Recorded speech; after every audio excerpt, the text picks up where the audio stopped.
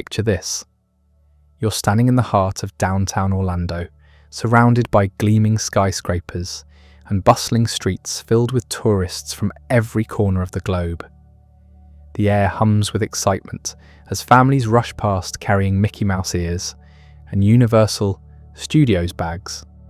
But if you could peel back the layers of time, if you could strip away the theme parks and the hotels and the endless stream of vacation traffic, you'd find something completely different. You'd discover vast orange groves stretching as far as the eye could see, cattle ranches dotting the landscape, and a sleepy little town that most people had never even heard of. Tonight, we'll uncover the remarkable transformation of Orlando from a quiet agricultural community to the undisputed capital of global tourism.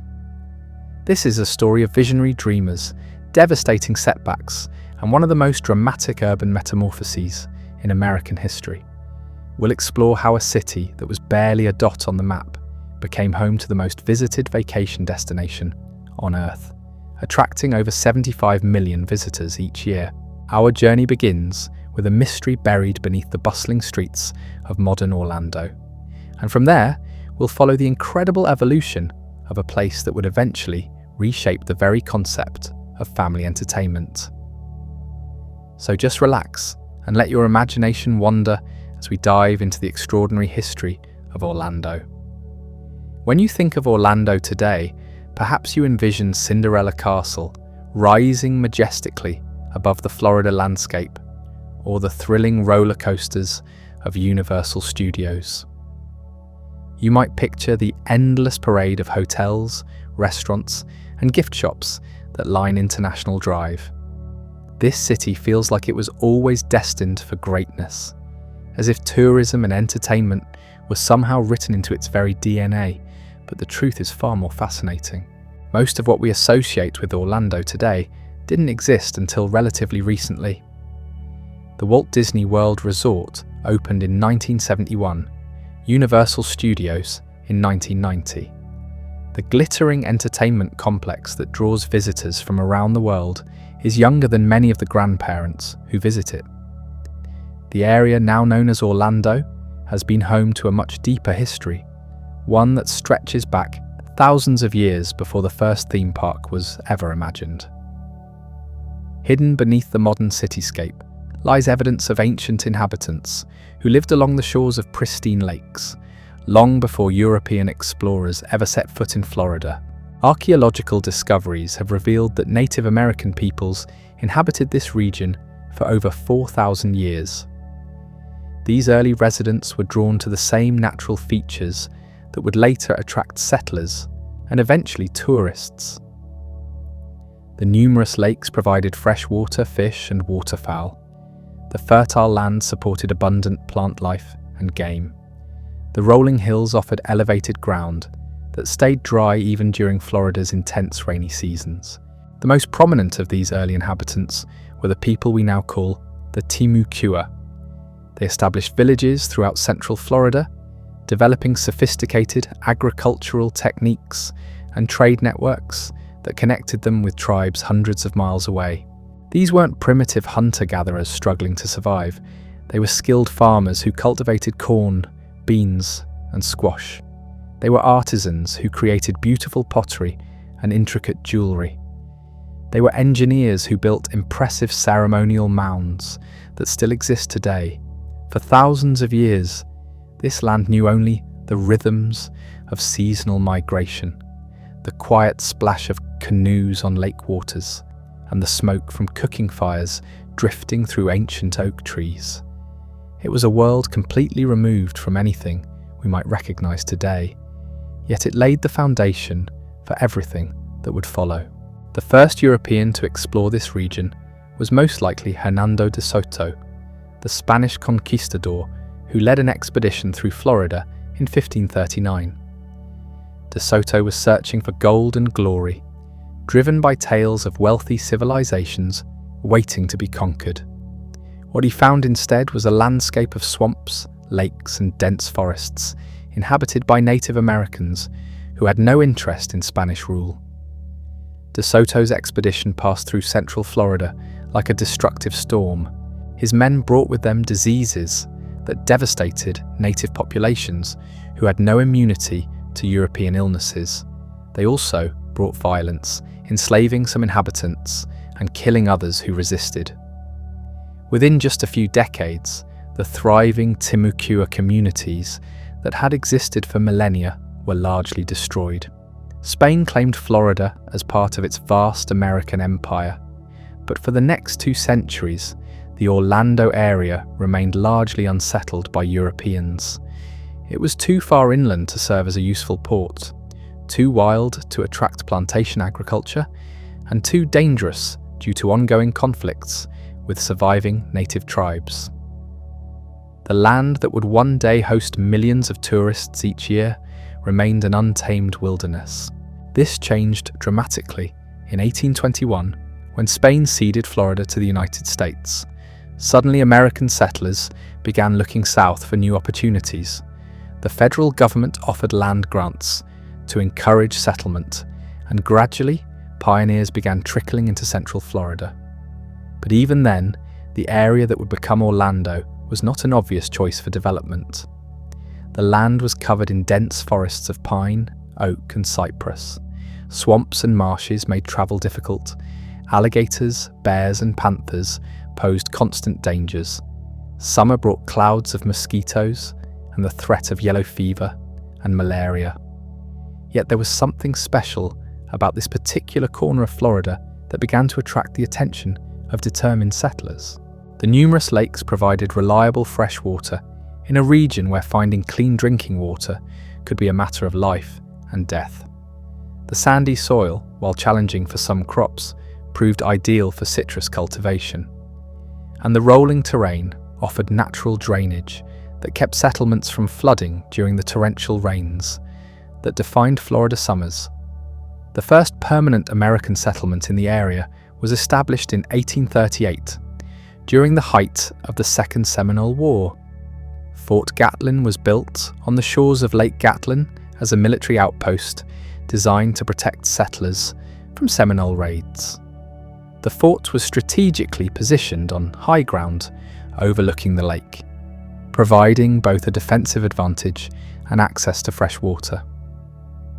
Life at Fort Gatlin was harsh and isolated. Soldiers and the few civilian families who lived nearby faced constant threats from disease, dangerous wildlife, and potential attacks. Supply lines from the coast were unreliable, forcing residents to become largely self-sufficient. They hunted deer and wild turkey, fished in the lakes, and attempted to grow crops in the sandy soil. Despite these challenges, the presence of Fort Gatlin began to attract other settlers to the area.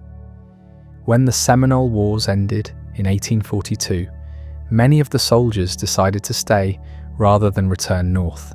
They had grown accustomed to Florida's warm climate and saw potential in the fertile land around the lakes. One of these early settlers was Aaron Jernigan, a cattle rancher from Georgia who arrived in 1843. Jernigan purchased land near Fort Gatlin and established one of the first cattle operations in central Florida. He built a simple log cabin and began clearing land for pasture, gradually expanding his herd and his holdings. Jernigan's ranch became a focal point for other settlers moving into the area. His cabin served as an informal gathering place where neighbours could trade goods, share news, and help each other with the backbreaking work of carving homesteads out of the wilderness. The small community that grew up around Jernigan's ranch became known as Jernigan, the first real town in what would eventually become Orlando.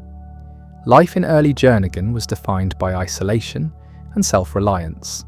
The nearest significant settlement was Tampa, more than 60 miles away, over rough trails that were barely passable during the rainy season. Settlers had to produce almost everything they needed locally. They built their own homes from pine logs, made their own furniture, grew their own food, and even manufactured their own tools and clothing. But gradually, the community began to grow and develop. A post office was established in 1850, connecting Jernigan to the outside world through irregular mail delivery. A general store opened, providing settlers with access to manufactured goods from the north. A small school was built, ensuring that children could receive at least a basic education. The 1850s brought significant changes to the area. New settlers arrived regularly, drawn by reports of fertile land and economic opportunities.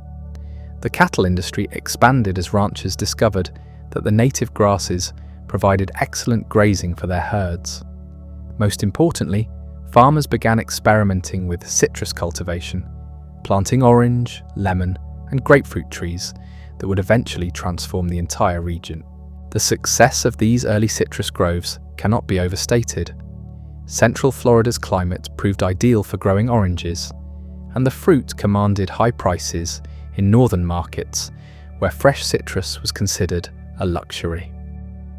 Word spread quickly about the profits to be made in Florida citrus, attracting investors and farmers from across the country.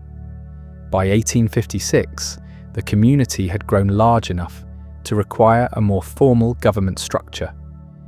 The decision was made to incorporate as an official town, but this created an unexpected problem.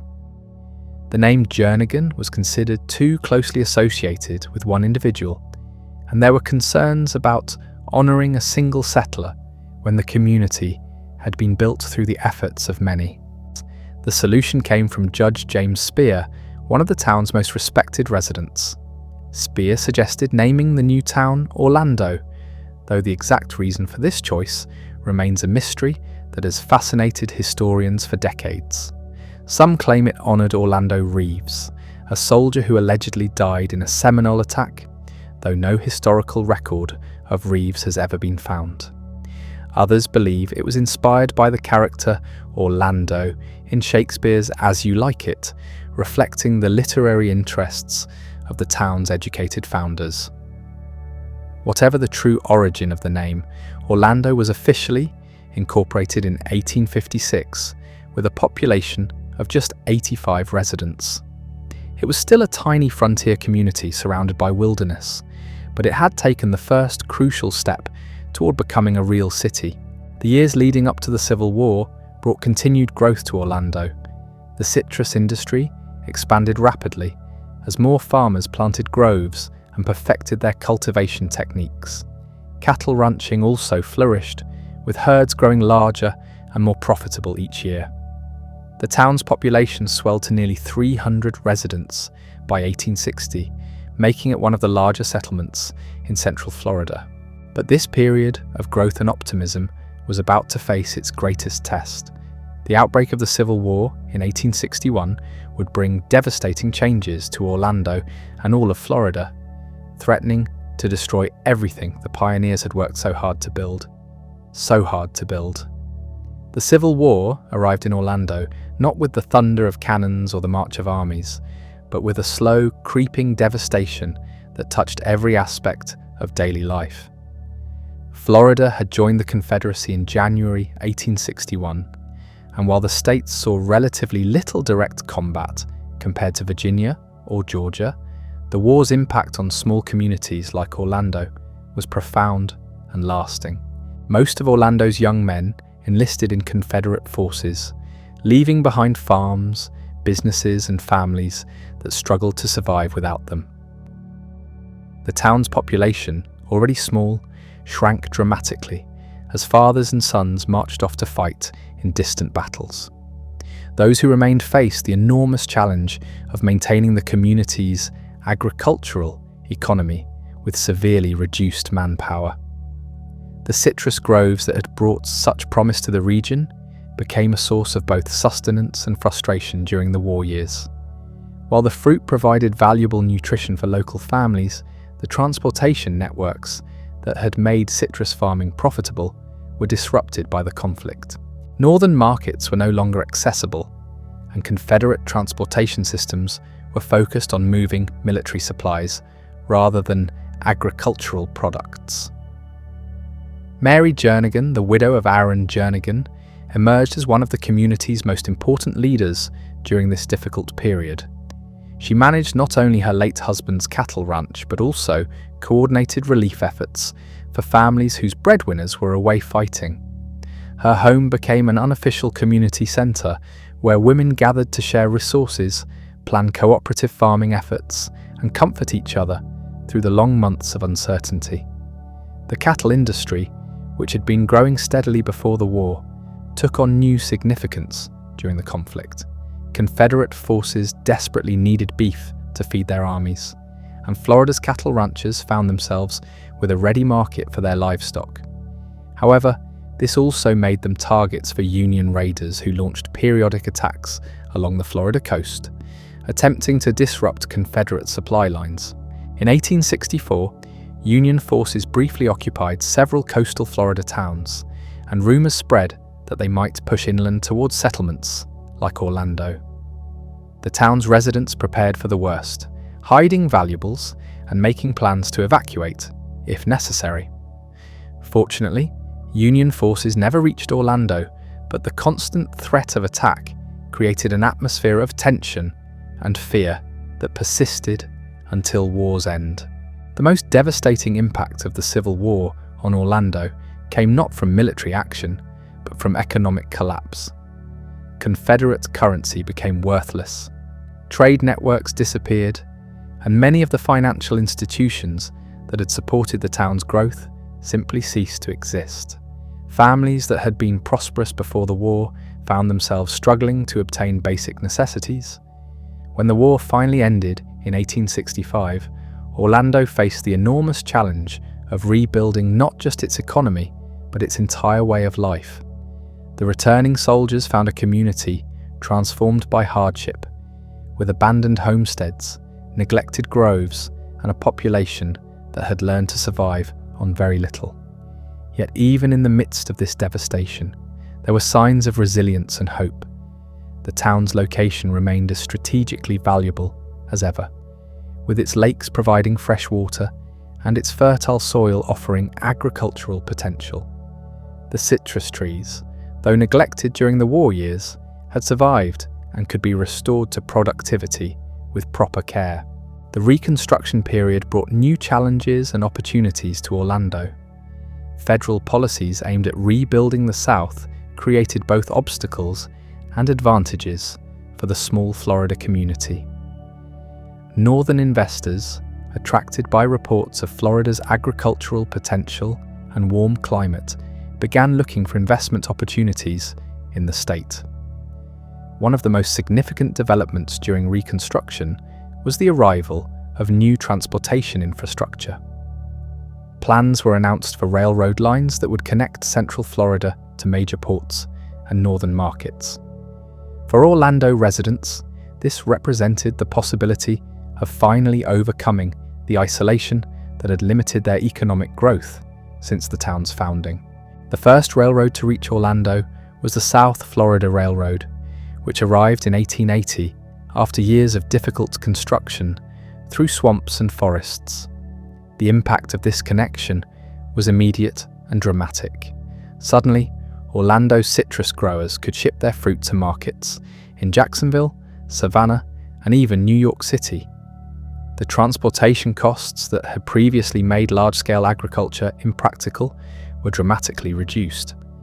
The railroad also brought new residents to Orlando.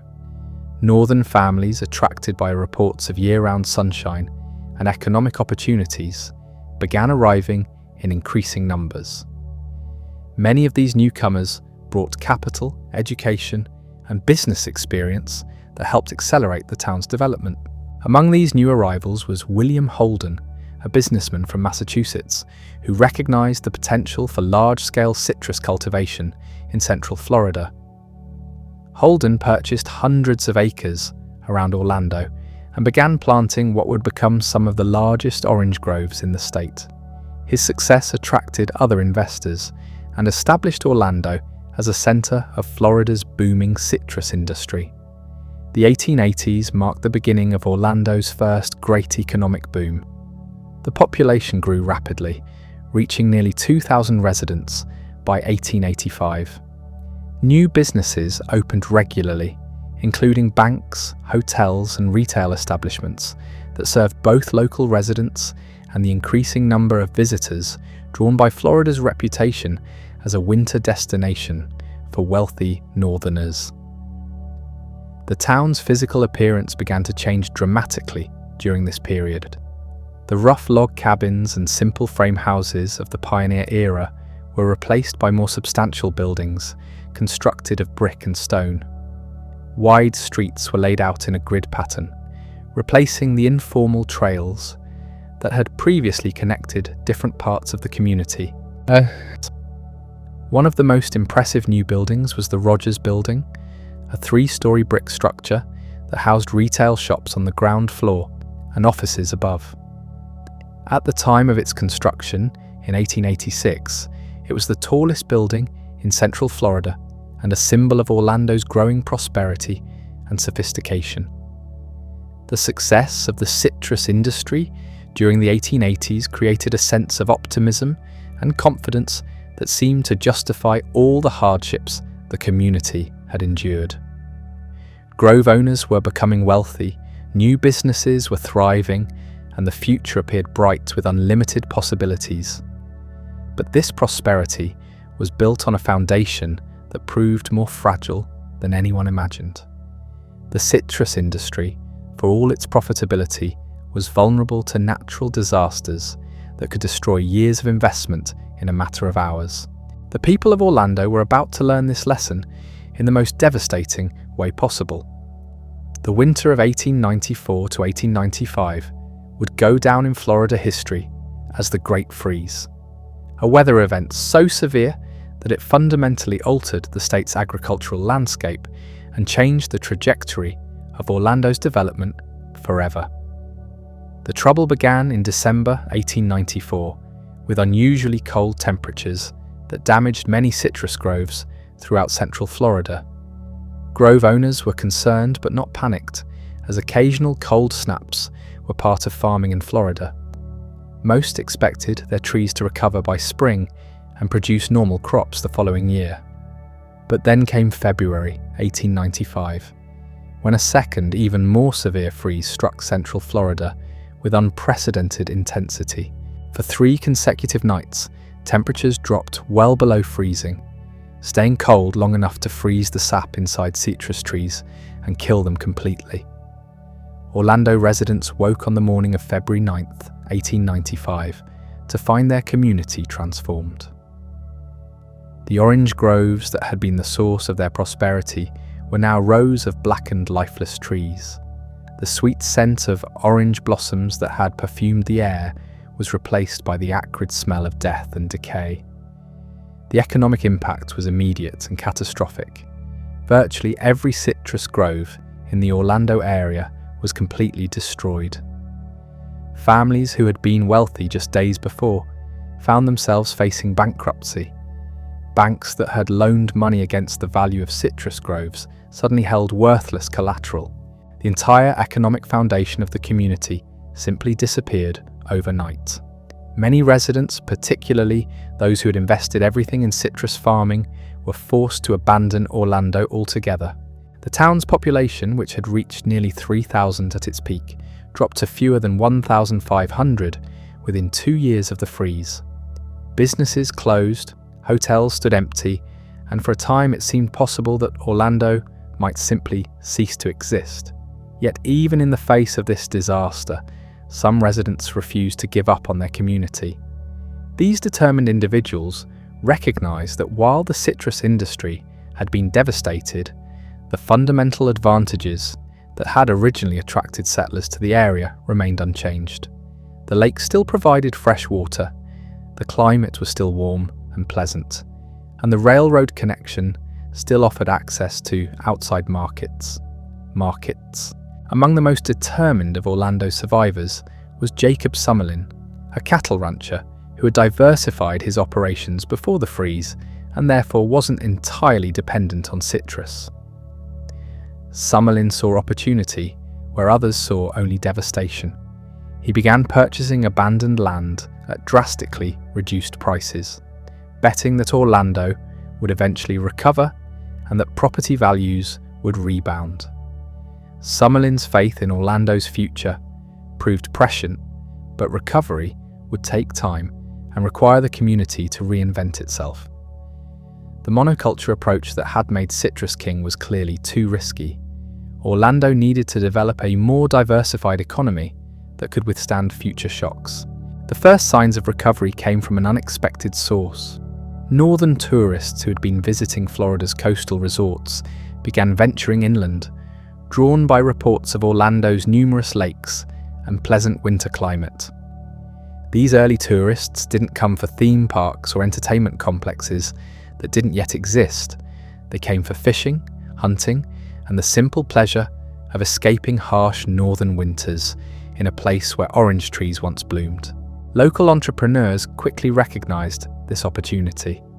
Small hotels and boarding houses began opening to accommodate visitors. Fishing guides offered their services to wealthy sportsmen from New York and Boston. Boat tours of the area's pristine lakes became popular attractions for tourists seeking a more authentic Florida experience than the crowded coastal resorts could provide. This early tourism industry was modest compared to what would come later, but it provided crucial economic diversity during Orlando's rebuilding years. More importantly, it established the community's reputation as a desirable destination, laying groundwork for the massive tourist industry that would eventually emerge. The Spanish-American War of 1898 brought another unexpected boost to Orlando's recovery. The federal government established military training camps throughout Florida, and Orlando's location and railroad connections made it an ideal staging area for troops heading to Cuba. Thousands of soldiers passed through the community, bringing money and attention to a town that had been largely forgotten after the Great Freeze. Local businesses rushed to serve the military population. New restaurants, shops, and entertainment venues opened to cater to soldiers on leave. The economic activity generated by the military presence helped many Orlando businesses survive the difficult post-freeze period and provided capital for future growth. When the war ended and the soldiers departed, Orlando retained many of the improvements that had been made to accommodate them. Better roads, expanded utilities, and upgraded facilities all contributed to the community's gradual recovery and positioned it for future growth. The dawn of the 20th century found Orlando transformed yet again. The community that had been built on citrus farming and nearly destroyed by natural disaster was slowly evolving into something entirely new. The population had stabilized at around 2,500 residents, still well below pre-freeze levels, but showing steady growth. A new generation of leaders emerged during this period, many of them recent arrivals who brought fresh perspectives and innovative ideas. These newcomers weren't bound by memories of the citrus boom and weren't afraid to experiment with new approaches to economic development. One of the most influential of these new leaders was Carl Dan, a businessman from Ohio who arrived in Orlando in 1903. Dan recognized that the community's future lay not in agriculture alone, but in developing multiple economic sectors that could support each other. He invested in retail businesses, real estate development, and small manufacturing operations, creating a more balanced local economy. Dan also understood the importance of promoting Orlando to outside investors and visitors. He organized one of the first systematic marketing campaigns designed to attract both tourists and permanent residents to Central Florida. His promotional materials emphasized Orlando's natural beauty, pleasant climate, and growing business opportunities. The automobile revolution of the early 1900s had a profound impact on Orlando's development. As cars became more affordable and reliable, tourists were no longer limited to destinations accessible by railroad. Orlando's position in the heart of Florida, surrounded by lakes and connected by improving roads, made it an ideal base for automobile tourists exploring the state. Local entrepreneurs quickly adapted to serve this new market. Auto camps and motor courts began appearing along the main roads leading into Orlando. Service stations, repair shops, and auto supply stores opened to serve the growing number of motorists passing through the area. The increasing mobility provided by automobiles also allowed Orlando to expand geographically in ways that hadn't been possible during the railroad era. Suburban neighborhoods began developing around the original downtown core, connected by new roads that made commuting practical for the first time. World War I brought another wave of change to Orlando. Once again, the community's strategic location made it valuable for military purposes. The government established training facilities in the area, bringing thousands of servicemen and support personnel to Central Florida, but this time, Orlando was better prepared to capitalize on the military presence. Local leaders worked closely with federal officials to ensure that military spending benefited the broader community. New infrastructure projects, funded partly by military needs and partly by local investment, improved roads, utilities, and communications throughout the area. The end of World War I coincided with the beginning of one of the most dramatic periods in Orlando's history. The 1920s brought an unprecedented land boom to Florida that transformed the entire state and forever changed Orlando's trajectory. The Florida land boom was driven by a perfect storm of factors. The national economy was booming, giving Americans more disposable income than ever before. Improved transportation made Florida more accessible to northern residents, and a sophisticated marketing campaign promoted Florida as a tropical paradise where ordinary people could live like royalty. Orlando found itself at the center of this speculative frenzy. Real estate developers descended on the community like prospectors rushing to a gold strike. They purchased vast tracts of undeveloped land around the city and began subdividing them into residential lots that were sold to buyers who often never even visited Florida. The scale of development during the 1920s boom was staggering. Entire neighborhoods were platted, streets were paved, and utilities were installed in anticipation of massive population growth. Elaborate sales offices were built to showcase model homes and attract buyers from across the country.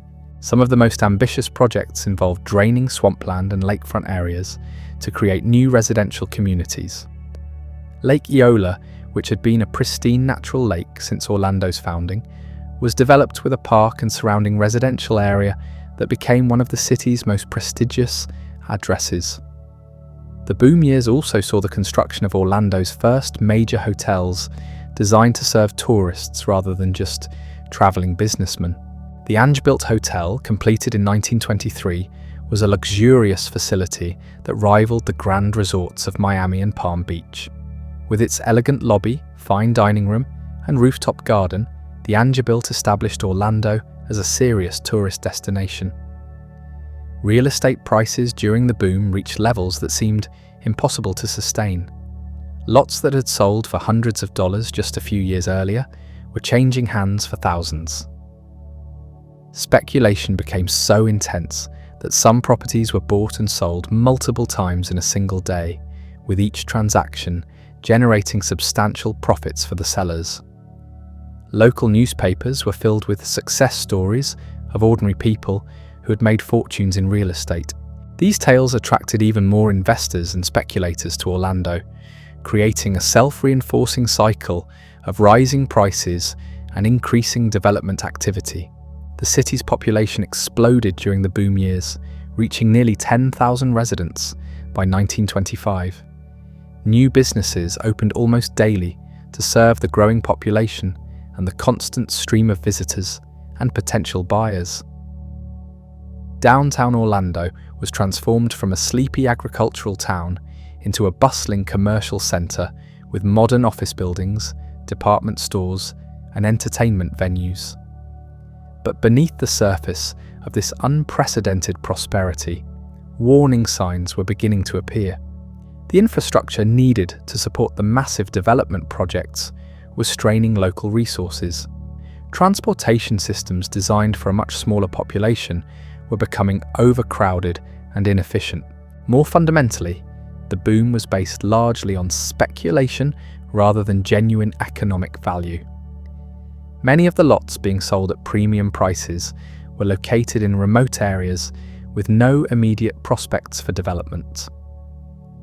buyers were purchasing land not to use but to resell at higher prices to the next wave of speculators.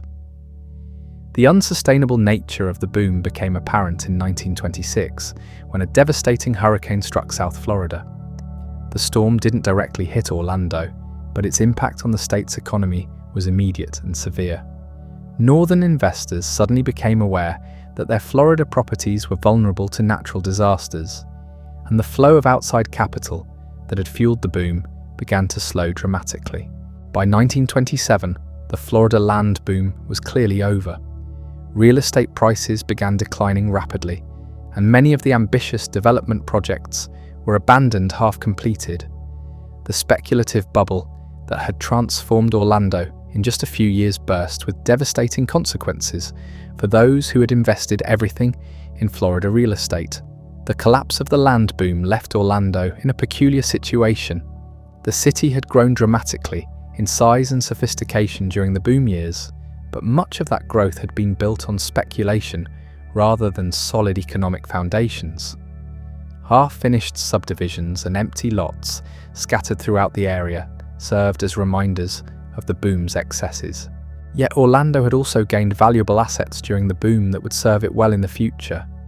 The infrastructure improvements, the expanded business district, and the enhanced reputation as a tourist destination all provided foundations for more sustainable growth in the years to come. The end of the 1920s found Orlando facing an uncertain future. The community had survived the devastation of the Great Freeze and the excesses of the land boom, demonstrating a remarkable resilience that had become its defining characteristic. But the greatest test of that resilience was yet to come, as the entire nation prepared to face the economic catastrophe of the Great Depression. As the 1920s drew to a close, Orlando stood at another crossroads in its remarkable history. The city had transformed from a small agricultural community to a recognized tourist destination and real estate market, but the sustainability of this growth remained an open question. The lessons learned from boom and bust cycles were about to be tested once again as America entered one of the most challenging periods in its history. The stage was set for the next chapter in Orlando's evolution, one that would see the community face its greatest economic challenges, while simultaneously laying the groundwork for the revolutionary changes that would eventually make it the entertainment capital of the world. The stock market crash of October 1929 hit Orlando like a delayed echo of the Great Freeze, devastating the community's economy just as it had begun to recover from the land boom collapse. Within months of Black Tuesday, banks that had survived the real estate speculation were forced to close their doors. Construction projects ground to a halt, leaving skeletal frames of buildings scattered throughout the downtown area like monuments to abandoned dreams. The impact on Orlando's residents was swift and merciless. Families who had prospered during the boom years found themselves standing in breadlines alongside recent arrivals who had come to Florida seeking opportunity. The Angerbilt Hotel, which had been a symbol of Orlando's growing sophistication, struggled to fill even half its rooms as tourism evaporated almost overnight. Local businesses that had expanded rapidly during the prosperous 20s were forced to lay off workers or close entirely. The bustling commercial district that had emerged during the boom became a collection of empty storefronts, with for rent signs gathering dust in their windows. Many of the ambitious development projects that had been abandoned after the land boom collapse were now completely forgotten, their overgrown lots serving as stark reminders of how quickly fortunes could change. Yet even in the depths of the Depression, Orlando's fundamental advantages remained intact. The lake still sparkled under the Florida sun, the climate still offered refuge from harsh northern winters, and the community still possessed the railroad connections that had first enabled its growth. What Orlando needed was not just economic recovery, but a completely new vision for its future. That vision began to emerge in the form of federal programs designed to combat the Depression's effects. The Works Progress Administration and similar New Deal agencies brought much-needed employment to Orlando while funding infrastructure projects that would prove crucial for future development. Teams of workers built new roads, improved existing facilities, and constructed public buildings that enhanced the community's capacity to serve visitors. One of the most significant WPA projects was the improvement of Orlando's airport facilities. What had been a simple grass airfield was transformed into a modern aviation hub, with paved runways and proper terminal buildings. This investment in aviation infrastructure would prove prescient, as air travel was destined to become increasingly important for tourism in the decades ahead. The Civilian Conservation Corps also made important contributions to Orlando's development during the Depression years. CCC workers developed several parks and recreational facilities around the city's lakes, creating attractive public spaces that enhanced Orlando's appeal to visitors. These improvements were modest compared to later tourism developments, but they demonstrated that Orlando could offer attractions beyond simple accommodations for travelers. Perhaps most importantly, the Depression forced Orlando's leaders to think more strategically about the community's economic future. The boom and bust cycles that had defined the previous decades made clear that relying on any single industry was dangerous. What Orlando needed was economic diversification that could provide stability through changing conditions. The first steps toward this diversification came through the expansion of agricultural activities beyond citrus cultivation. Farmers began growing vegetables, raising cattle, and experimenting with crops that could provide year-round income rather than seasonal harvests.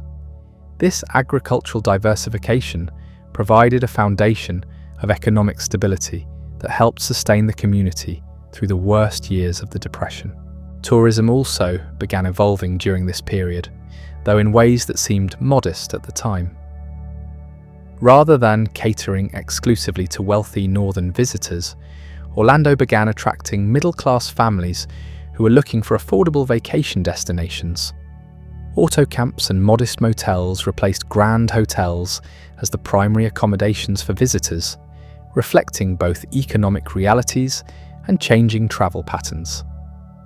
The development of what would later be called roadside attractions began during the Depression years. Enterprising locals created small-scale tourist destinations that could be visited quickly and inexpensively by automobile travelers. These included reptile exhibits, citrus groves that offered tours and fresh fruit sales, and scenic boat rides on the area's lakes. These early tourist attractions were humble compared to what would come later, but they established important precedents. They demonstrated that Orlando could create entertainment experiences that drew visitors from considerable distances. They also showed that tourism could be a year-round business rather than just a winter activity for wealthy northerners. The approach of World War II brought dramatic changes to Orlando once again. As the federal government mobilized for war, Florida's strategic location and favorable climate made it an ideal location for military training facilities. Orlando found itself at the center of a massive military buildup that would transform the community more dramatically than any previous event in its history. The Army Air Corps selected Orlando as the site for a major pilot training facility, recognizing that the area's clear skies, flat terrain, and existing aviation infrastructure made it perfect for flight instruction. Construction began in 1940 on what would become Orlando Army Air Base, a facility that would eventually train thousands of pilots for combat in Europe and the Pacific. The military presence brought immediate and dramatic changes to Orlando. The city's population, which had stabilized at around 15,000 during the Depression, suddenly swelled as military personnel, defense workers, and their families poured into the area.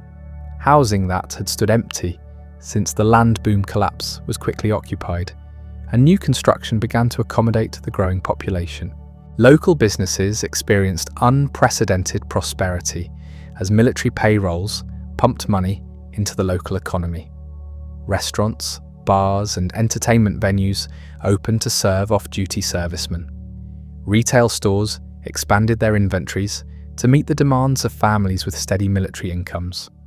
For the first time since the 1920s boom, Orlando's economy was truly thriving. The war years also brought technological and social changes that would have lasting impacts on Orlando's development.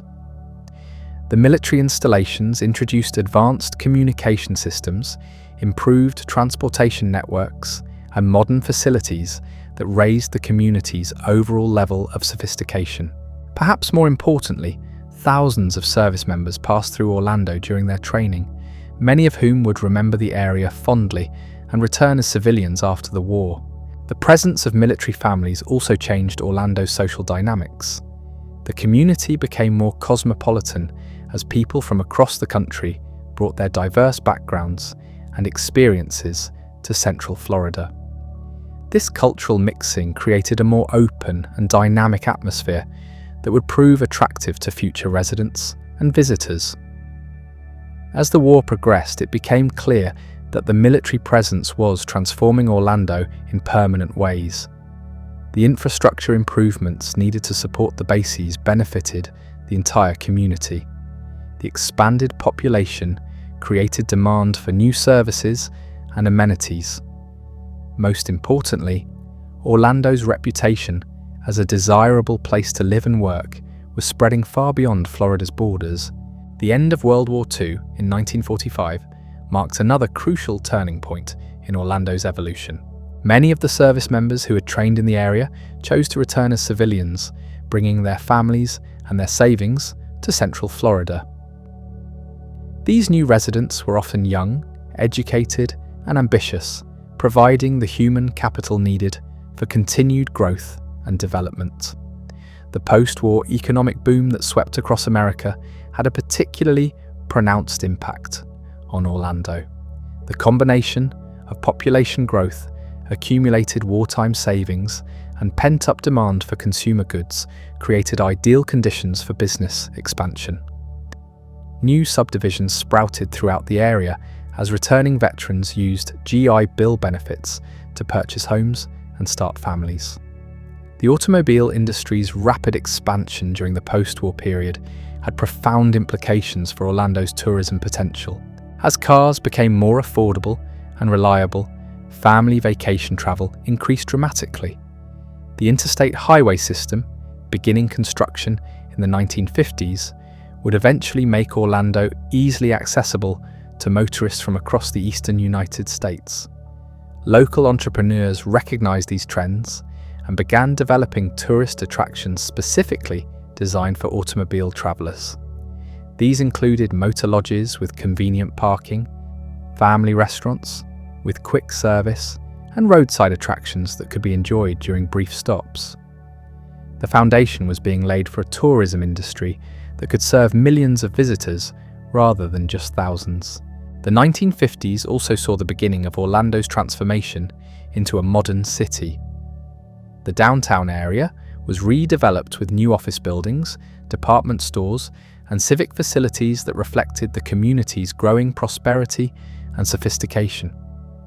Shopping centres began appearing in suburban areas, providing convenient retail options for the expanding residential neighbourhoods. Perhaps most significantly, the 1950s brought the first hints of the entertainment revolution that would eventually make Orlando world famous. Television was creating new forms of popular culture, and entrepreneurs across the country were experimenting with theme-based attractions that could provide families with memorable experiences. California's Disneyland, which opened in 1955, demonstrated that carefully designed entertainment complexes could attract visitors from enormous distances and generate substantial revenues. The success of Disneyland did not go unnoticed in Florida, where business leaders began wondering if similar attractions might work in their state's favorable climate. Orlando's combination of strategic location, transportation infrastructure, available land, and growing population made it an obvious candidate for major entertainment developments. The community that had survived agricultural disasters, economic depressions, and world wars was about to embark on its most dramatic transformation yet. Local officials and business leaders began actively courting entertainment companies and tourism developers, recognizing that Orlando's future might lie not in traditional industries, but in creating experiences that would draw visitors from around the world. The stage was being set for developments that would fundamentally alter not just Orlando, but the entire concept of family entertainment. As the 1950s progressed, rumours began circulating about major entertainment companies scouting locations in Central Florida. These rumours generated excitement and speculation throughout Orlando, as residents wondered what kind of developments might be coming to their community. Real estate activity increased as investors and speculators began purchasing land they hoped might be valuable for future tourism developments. Unlike the reckless speculation of the 1920s land boom, this activity was more measured and strategic, reflecting lessons learned from previous boom and bust cycles. The community that had grown from a frontier cattle town to a modern city was preparing for its greatest adventure yet. Everything that had happened in Orlando's history, from the Native American settlements to the military bases, had contributed to creating conditions that would soon attract the attention of the most innovative entertainment company in the world. The transformation that was about to begin would exceed even the most optimistic predictions of Orlando's boosters. Within just a few decades, the modest Central Florida community would become synonymous with family entertainment and vacation magic, attracting visitors from every corner of the globe and fundamentally redefining what a tourist destination could be. Destination could be. The first concrete signs of the entertainment revolution that would transform Orlando appeared in the late 1950s and early 1960s, though few residents understood the magnitude of what was about to unfold. Strange men in business suits began appearing regularly throughout Central Florida, quietly surveying land, taking photographs, and asking seemingly innocent questions about property ownership and zoning regulations. These mysterious visitors were advance scouts for Walt Disney Productions, though their true purpose remained hidden behind layers of corporate secrecy that would have impressed any intelligence agency. Walt Disney himself had been deeply impressed by the success of Disneyland in California, but he had also learned valuable lessons from that experience about the importance of controlling the environment surrounding a theme park. In California, Disney had watched with frustration as cheap motels, tacky souvenir shops, and garish restaurants sprouted around Disneyland's perimeter, undermining the carefully crafted atmosphere he had worked so hard to create. He was determined that his next project would avoid these problems by acquiring enough land to control the entire experience that visitors would encounter. The challenge was finding a location that met Disney's exacting requirements. The site needed to be large enough for multiple theme parks and supporting facilities. It had to be accessible to major population centres, but isolated enough to maintain Disney's vision of total environmental control. The climate needed to support year-round operations, and local governments had to be receptive to the massive development project Disney envisioned. Central Florida, and Orlando in particular, emerged as the ideal location for Disney's ambitious plans. The area offered thousands of acres of relatively inexpensive land that could be assembled without attracting unwanted attention. The recently completed interstate highway system would provide excellent access for visitors driving from across the eastern United States. Orlando's modest airport could be expanded to handle increased air traffic. Most importantly, local and state officials were eager to attract major developments that would boost Florida's economy. The secret land acquisition process that Disney orchestrated in Central Florida was a masterpiece of corporate strategy and misdirection. Rather than purchasing land under the Disney name, which would have immediately driven up prices and attracted unwanted speculation, the company created a web of dummy corporations with innocuous names like I4 Corporation and Latin American Development and Management Corporation. These shell companies began quietly purchasing property throughout Orange and Osceola counties, often dealing with landowners who had no idea they were selling to Disney. Small citrus groves, cattle ranches, and undeveloped parcels that had been in the same families for generations suddenly found new owners who paid cash and asked few questions. The scale of the land acquisition was staggering by any measure. When the buying was complete, Disney had assembled a tract of more than 25,000 acres, an area roughly twice the size of Manhattan. This enormous purchase was accomplished so quietly that most Orlando residents remained unaware of what was happening in their own backyard. Local real estate agents noticed increased activity, but assumed it was another modest development project, like the shopping centres and subdivisions that had been appearing regularly around Orlando. Even the most optimistic boosters could not have imagined that their community was about to become home to the largest privately owned development project in American history. The secrecy surrounding Disney's plans was finally broken in November 1965, when Walt Disney himself appeared at a press conference in Orlando to announce the creation of what he called the Experimental Prototype Community of Tomorrow, or EPCOT. Disney's vision extended far beyond traditional theme parks to include a futuristic city where new technologies and social concepts could be tested and refined. The announcement sent shockwaves through Orlando and the entire state of Florida. Overnight, the modest Central Florida community found itself at the center of national and international attention. Reporters descended on Orlando to cover the story of Disney's ambitious plans.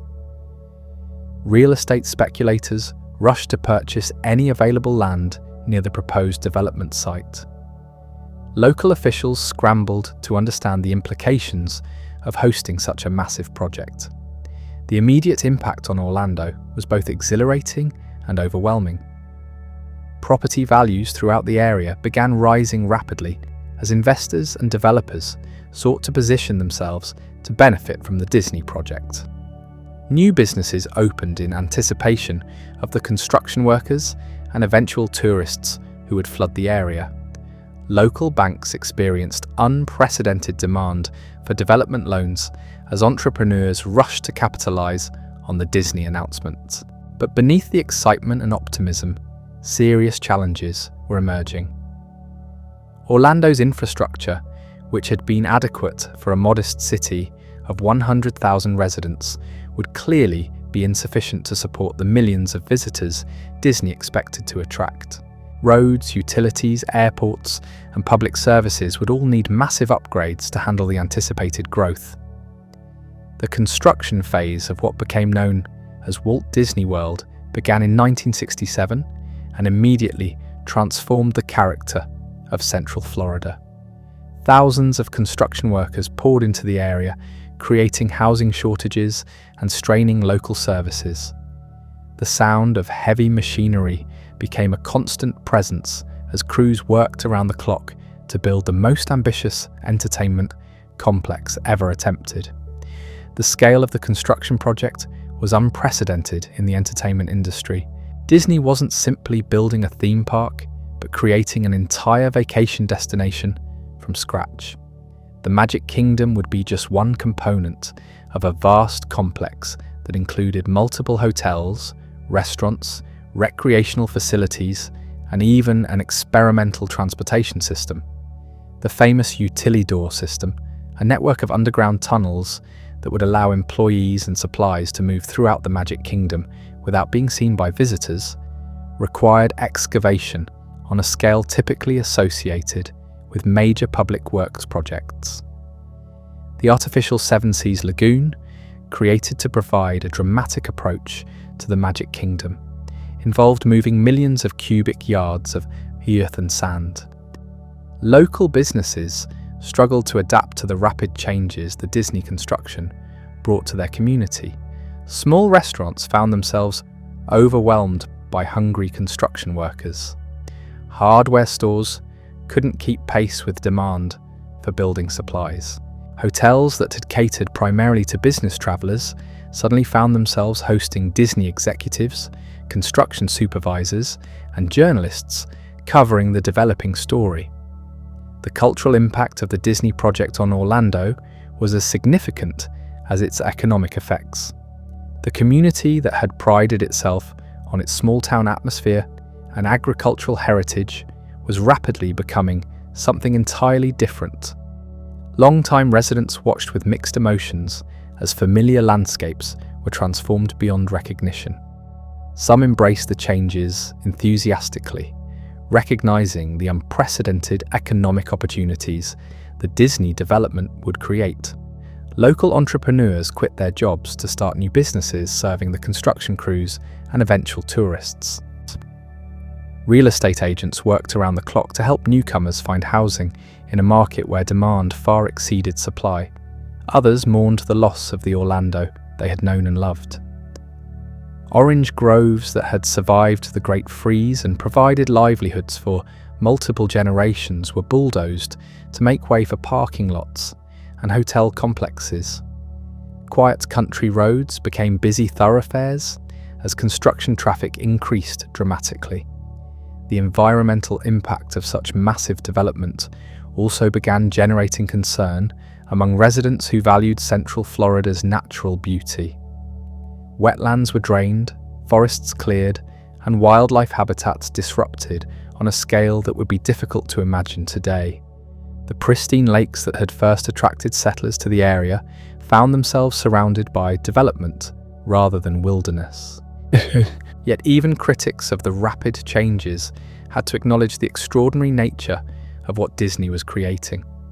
This wasn't simply another shopping centre or subdivision, but a completely new form of entertainment that would establish standards for the entire industry.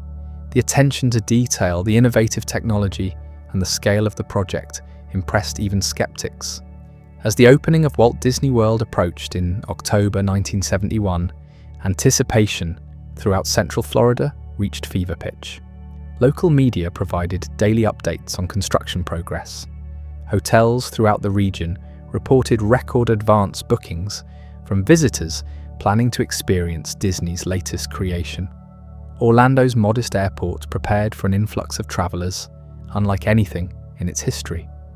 The community that had begun as a frontier cattle town survived agricultural disasters and economic depressions and gradually evolved into a modest regional centre, was about to become the focal point of global attention. Everything that had happened in Orlando's previous history seemed like preparation for this moment when the city would assume its destiny as the entertainment capital of the world. Local officials worked frantically to ensure that Orlando would be ready for its debut on the world stage. Streets were repaved, public buildings received fresh paint, and tourism information centres were hastily established to help visitors navigate the transformed landscape. The opening of Walt Disney World on October 1st, 1971 marked not just the beginning of a new entertainment complex, but the birth of modern Orlando. The modest community that had struggled through decades of boom and bust cycles was about to experience growth and transformation on a scale that would have been unimaginable to its founders. The impact was immediate and overwhelming. Within months of opening, Walt Disney World was attracting visitors at rates that exceeded even Disney's optimistic projections. The Magic Kingdom, which had been designed to handle 10 million visitors annually, found itself approaching that figure in its first year of operation. Orlando's infrastructure, despite years of preparation, struggled to cope with the sudden influx of tourists.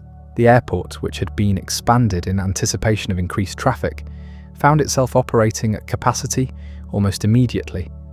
Hotels throughout the area reported occupancy rates approaching 100%, and new accommodations couldn't be built fast enough to meet demand. The economic transformation of Orlando was swift and dramatic.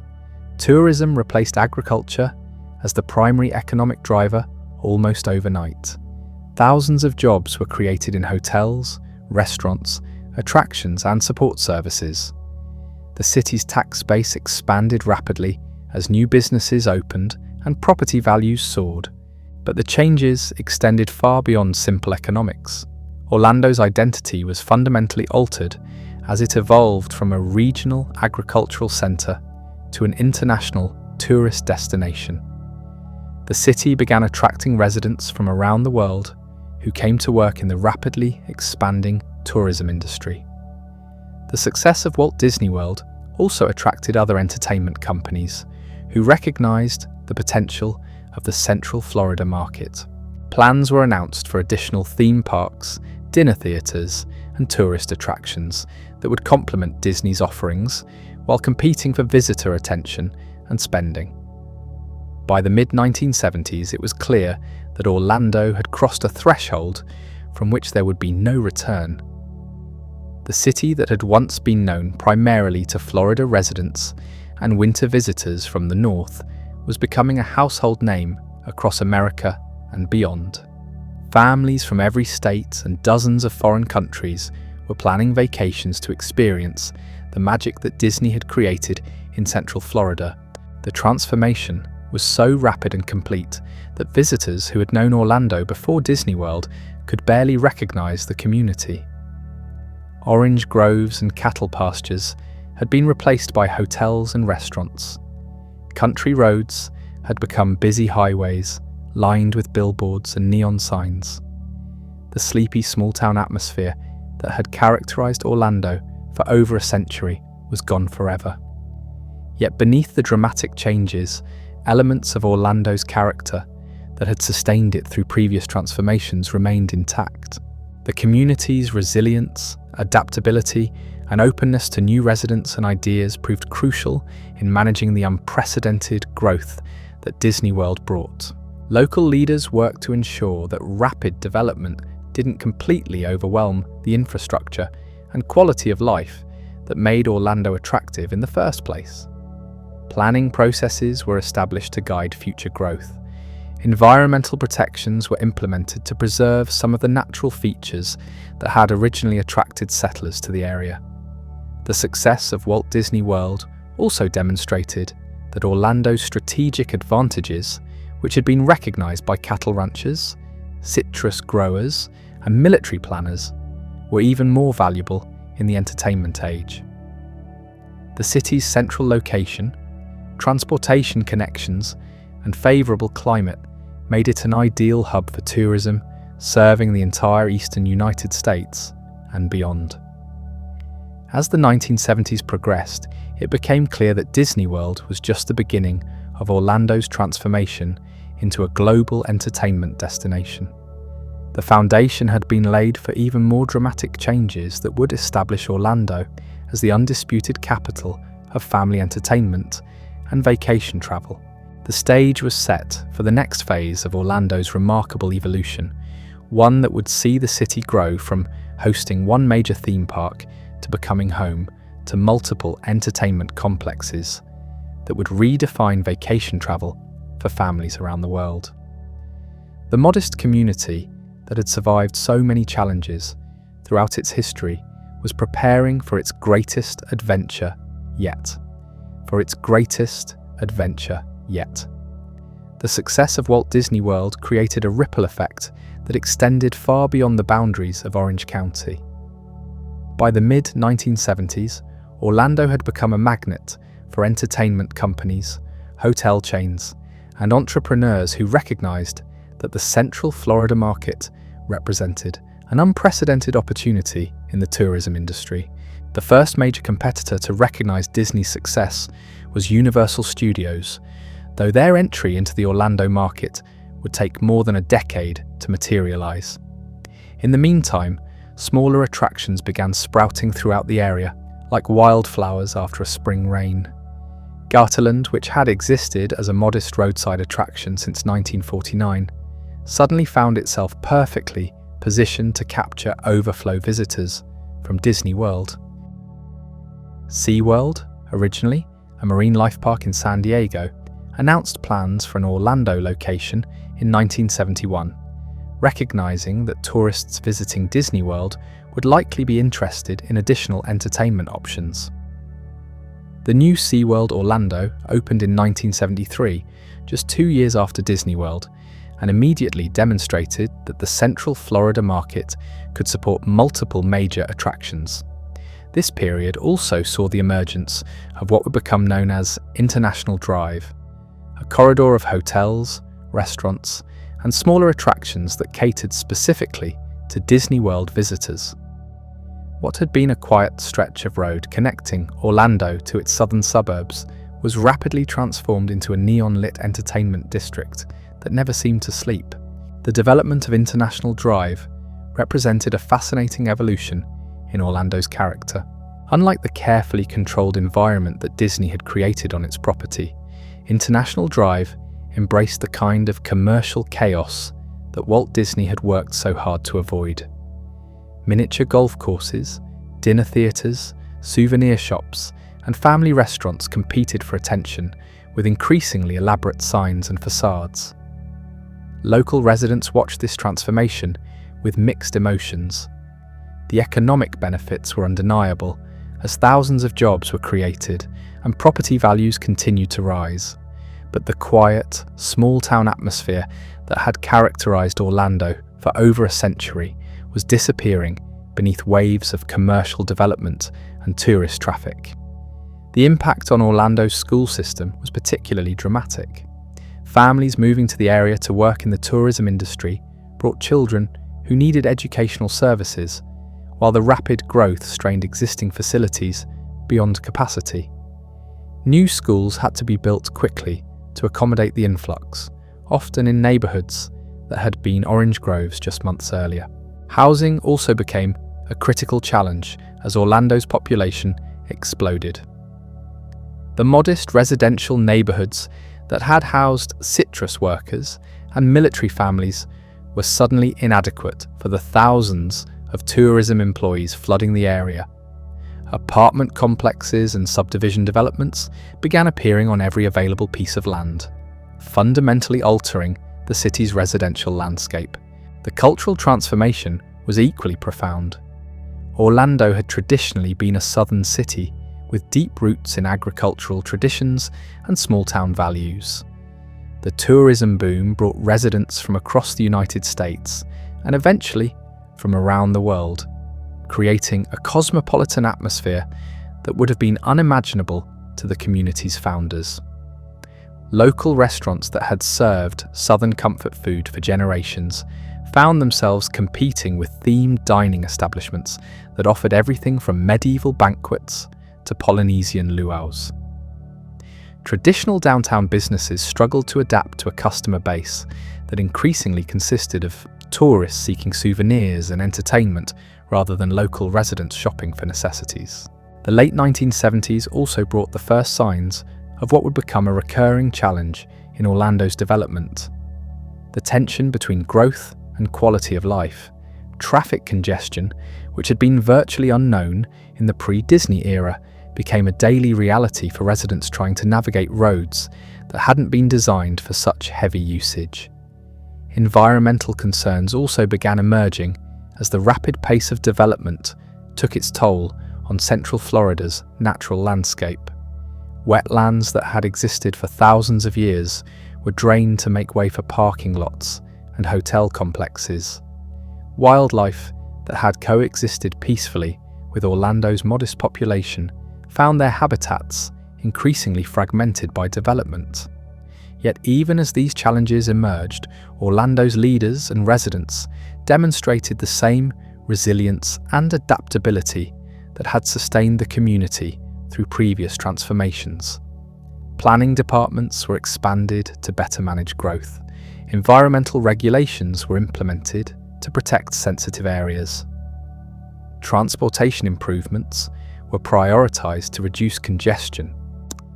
The success of Disney World also attracted attention from international visitors in ways that fundamentally changed Orlando's global profile. Families from Canada, Europe, and Latin America began planning vacations to Central Florida. Drawn by Disney's worldwide marketing efforts and the reputation of American entertainment innovation. This international dimension added another layer of complexity to Orlando's transformation. Hotels began offering services in multiple languages. Restaurants expanded their menus to accommodate diverse culinary preferences. Local businesses hired staff who could communicate with visitors from around the world. The 1980s opened with Orlando firmly established as one of America's premier tourist destinations, but the city's transformation was far from complete. Plans were already underway for developments that would dwarf even Disney World in their scope and ambition. Epcot Center, Walt Disney's vision of an experimental community, opened in 1982 as Disney's second major theme park in Orlando. Unlike the fantasy-based Magic Kingdom, Epcot focused on technology, innovation, and cultural education. The park's distinctive geodesic sphere became an instant landmark visible for miles across central Florida's flat landscape. The opening of Epcot demonstrated that Orlando's market could support multiple major attractions, even from the same company.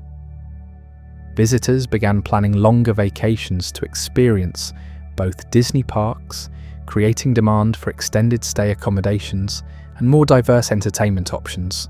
This period also saw the emergence of Orlando as a convention destination.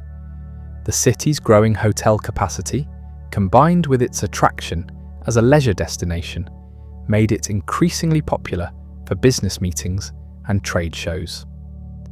The Orange County Convention Center opened in 1983, providing the infrastructure needed to compete with established convention cities like Las Vegas and Chicago. The convention business added another dimension to Orlando's economy, bringing visitors who spent money on business services upscale dining and entertainment options that differed from typical family vacation activities. This diversification helped stabilize the tourism industry during slower periods and reduce dependence on seasonal vacation travel. Local entrepreneurs quickly recognized the opportunities created by Orlando's growing reputation as an entertainment destination. Dinner theaters became particularly popular, offering visitors theatrical experiences that complemented theme park visits. Medieval Times, with its elaborate castle facade and tournament-style entertainment, exemplified the kind of themed attractions that began defining Orlando's character. The success of these smaller attractions demonstrated that Orlando's tourism market had room for creativity and innovation beyond major theme parks. Entrepreneurs who could identify unmet entertainment needs and deliver memorable experiences found eager customers among the millions of visitors streaming through Central Florida. Real estate development during the 1980s reflected Orlando's growing sophistication and ambition. Downtown Orlando, which had been largely neglected during the initial tourism boom, began attracting investment in office towers and upscale residential developments. The city's leaders recognized that a thriving urban core would be essential for Orlando's long-term success beyond tourism. The construction of new skyscrapers changed Orlando's skyline dramatically, creating a modern urban silhouette that complemented the theme park attractions surrounding the city. These developments also provided the office space needed for the corporate headquarters and regional operations that were beginning to locate in Orlando. Banking and financial services emerged as important sectors in Orlando's diversifying economy. Major banks established regional offices to serve the growing tourism industry and the residential communities that were spreading throughout Central Florida. Investment firms recognized opportunities in real estate, entertainment, and hospitality sectors that were driving the region's growth. The late 1980s brought news that would once again transform Orlando's entertainment landscape. Universal Studios announced plans for a major theme park that would directly compete with Disney World. Unlike the smaller attractions that had positioned themselves as complements to Disney, Universal Studios was clearly positioning itself as an alternative destination that could attract visitors for multiple days. The announcement of Universal Studios Orlando created excitement and concern throughout the community. Tourism boosters welcomed the additional attraction, recognizing that competition would likely drive innovation and improvements that would benefit all visitors. However, some worried that the market might become oversaturated with entertainment options. Construction of Universal Studios Orlando began in 1988, bringing another wave of development activity to a community that had been in almost constant construction mode since Disney's arrival. The Universal project was located on International Drive, positioning it as the anchor for what was becoming Orlando's secondary entertainment district. The competition between Disney and Universal also sparked innovations in attraction technology and storytelling that would influence entertainment design worldwide. Both companies invested heavily in new ride systems, special effects, and immersive experiences that pushed the boundaries of what theme parks could offer visitors. As the 1980s drew to a close, Orlando had evolved far beyond anyone's expectations when Disney World first opened. The modest agricultural community had become an international destination that attracted visitors from every continent. The city's economy, once dependent on citrus and cattle, now revolved around entertainment, hospitality, and the countless supporting industries that served millions of annual visitors. Yet Orlando's transformation was still accelerating rather than stabilizing. The 1990s would bring even more dramatic changes as the city established itself not just as a tourist destination, but as a major metropolitan area with influence extending far beyond Central Florida. The opening of Universal Studios Orlando in 1990 marked another milestone in the city's evolution into the entertainment capital of the world. The new park offered movie-based attractions that provided a different experience from Disney's fairy tale themes, demonstrating that Orlando's market was large enough and sophisticated enough to support diverse entertainment concepts. The success of Universal Studios validated Orlando's position as the premier destination for family entertainment, while also intensifying competition that would drive continued innovation throughout the industry. Visitors now had genuine choices about how to spend their vacation time, creating pressure on all attractions to continuously improve and expand their offerings. The early 1990s also brought economic challenges that tested Orlando's resilience once again. A national recession combined with the Persian Gulf War significantly reduced tourism throughout the United States. For the first time since Disney World opened, Orlando experienced a substantial decline in visitor numbers and tourism revenue. The economic downturn demonstrated both Orlando's vulnerability to external events and the community's ability to adapt to changing conditions. Tourism businesses that had grown accustomed to steady growth were forced to become more efficient and creative in attracting visitors. Marketing efforts were intensified to maintain Orlando's competitive position against other destinations. Recovery came quickly as the national economy improved and international travel resumed normal patterns. By the mid-1990s, Orlando was experiencing another surge in growth as new attractions opened and existing facilities expanded. Disney announced plans for additional theme parks, hotels, and entertainment districts that would further cement Orlando's position as the world's leading vacation destination. The announcement of Disney's Animal Kingdom, scheduled to open in 1998, represented another evolution in theme park design and Orlando's entertainment offerings. The park's focus on live animals and conservation themes reflected growing environmental awareness and demonstrated Disney's ability to innovate beyond traditional attraction formats. As Orlando approached the new millennium, the city had achieved a transformation that exceeded even the most optimistic predictions from the early Disney days. From a small agricultural community of 15,000 residents, Orlando had grown into a metropolitan area of more than 1 million people. The tourism industry that had begun with a single theme park now included dozens of major attractions, hundreds of hotels, and thousands of restaurants and entertainment venues. The success story was far from complete. Plans were already underway for developments that would push Orlando's entertainment offerings into entirely new territories. The city that had reinvented itself so many times throughout its history was preparing for another dramatic transformation that would establish it as the undisputed global capital of family entertainment and vacation travel. The new millennium brought challenges that would test Orlando's resilience in ways the community had never experienced. The terrorist attacks of September 11th, 2001 sent shockwaves through the tourism industry as Americans became reluctant to travel and international visitors stayed home.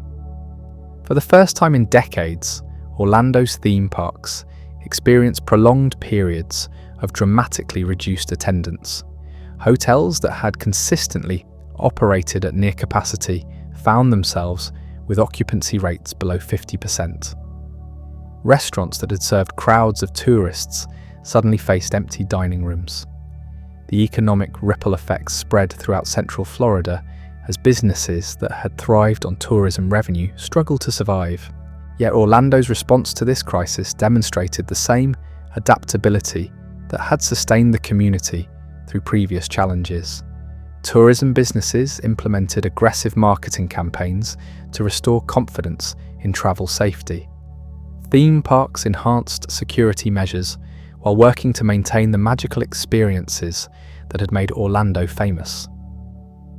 Local government and business leaders collaborated on initiatives to attract domestic visitors who might substitute Orlando vacations for international travel they now considered risky. The recovery was gradual but steady. By 2003, visitor numbers were approaching pre-attack levels, and Orlando's tourism industry was demonstrating its fundamental strength. The crisis had also accelerated trends toward more sophisticated security systems and visitor management technologies that would become standard throughout the entertainment industry. During this challenging period, Universal Studios Orlando made a bold decision that would reshape the competitive landscape once again. The company announced plans for Islands of Adventure, a second theme park that would feature some of the most technologically advanced attractions ever created. The new park, which opened in 1999, included immersive themed lands based on popular entertainment properties like Harry Potter, Marvel superheroes, and classic literature. Islands of Adventure represented a quantum leap in attraction technology and storytelling sophistication. The incredible Hulk coaster used electromagnetic propulsion to launch riders from 0 to 40 miles per hour in 2 seconds. The Amazing Adventures of Spider-Man combined 3D film technology with physical ride elements to create an experience unlike anything previously attempted in theme park design. These technological innovations established new standards for the entire industry and demonstrated that Orlando remained at the forefront of entertainment innovation. Disney responded with its own technological advances, including the Test Track attraction at EPCOT, which allowed guests to experience high-speed automotive testing in a controlled environment. The competition between major entertainment companies was driving rapid evolution in attraction design, but it was also creating opportunities for smaller, more specialized entertainment venues. Dinner theaters evolved beyond simple meal and show combinations to elaborate productions that rivaled Broadway presentations. Mystery dinner theaters, comedy clubs, and interactive entertainment venues carved out niches in Orlando's increasingly diverse entertainment ecosystem. International Drive continued its transformation into a comprehensive entertainment district that offered alternatives to theme park visits. The area now featured elaborate miniature golf courses with themes ranging from pirate adventures to prehistoric landscapes. Go-kart tracks, arcade complexes, and virtual reality experiences provided additional options for families seeking variety in their vacation activities. The late 1990s also brought significant changes to Orlando's transportation infrastructure. The opening of new highways and the expansion of Orlando International Airport reflected the city's growing importance as a travel hub. The airport, which had been a modest regional facility when Disney World opened, was becoming one of the busiest airports in the world. These infrastructure improvements had impacts beyond tourism. Orlando was attracting corporate headquarters and regional offices for companies that wanted to take advantage of the city's international connections and growing populations of educated workers. The technology sector in particular began establishing a significant presence in Orlando as companies recognized opportunities to serve the entertainment industry's growing demand for digital innovation. The opening of Disney's Animal Kingdom in 1998 marked another milestone in Orlando's evolution as an entertainment destination. The park's focus on live animals and conservation education represented a departure from traditional theme park concepts, demonstrating that Orlando's market could support increasingly sophisticated and diverse entertainment offerings. Animal Kingdom's success also highlighted Orlando's growing reputation as a center for innovation in entertainment design. The park's Tree of Life, an artificial baobab tree that served as the park's central icon, showcased advances in artificial landscape construction that would influence theme park design worldwide. The park's safari attraction allowed guests to observe African animals in a carefully designed habitat that recreated the experience of visiting an actual wildlife preserve. As the millennium approached, Orlando was experiencing another wave of expansion that would establish new records for tourism development. Disney announced plans for Downtown Disney, a shopping and entertainment district that would operate independently of the theme parks. The concept represented Disney's recognition that modern travelers wanted diverse entertainment options beyond traditional attraction experiences. Downtown Disney's success demonstrated that Orlando visitors were interested in sophisticated dining, shopping, and nightlife experiences that complemented their theme park visits. The district attracted upscale retailers and restaurants that had previously been found only in major metropolitan areas, reflecting Orlando's evolution from a vacation destination to a comprehensive entertainment metropolis. The late 1990s also brought the first hints of what would become a major trend in Orlando's development: the integration of residential communities with entertainment and recreation facilities. Disney announced plans for Celebration, a master-planned community that would combine residential neighborhoods with commercial districts and recreational amenities in a carefully designed environment. Celebration represented Disney's attempt to apply theme park design principles to residential development, creating a community that would embody idealized American small-town life, while incorporating modern conveniences and technologies. The project attracted national attention as an experiment in new urbanism and demonstrated Orlando's influence on broader trends in American development. The success of Celebration encouraged other developers to create similar communities throughout the Orlando area. Master-planned developments with golf courses, recreation centers, and retail districts became standard features of the region's residential growth, reflecting the high expectations that Orlando residents had developed for quality of life amenities. International tourism continued to grow throughout the 1990s as Orlando's reputation spread to new markets around the world. Visitors from South America, Europe, and Asia began arriving in significant numbers, attracted by Disney's global marketing efforts and the growing variety of entertainment options available in Central Florida. This international growth required Orlando's tourism industry to become increasingly sophisticated in accommodating diverse cultural preferences and languages. Hotels began offering services tailored to specific international markets. Restaurants expanded their menus to include cuisines from around the world, Theme parks hired staff who could communicate effectively with visitors from dozens of countries. The cultural diversity that international tourism brought to Orlando also influenced the city's residential development. Neighborhoods emerged that catered to specific ethnic communities, creating a cosmopolitan atmosphere that distinguished Orlando from other Florida cities.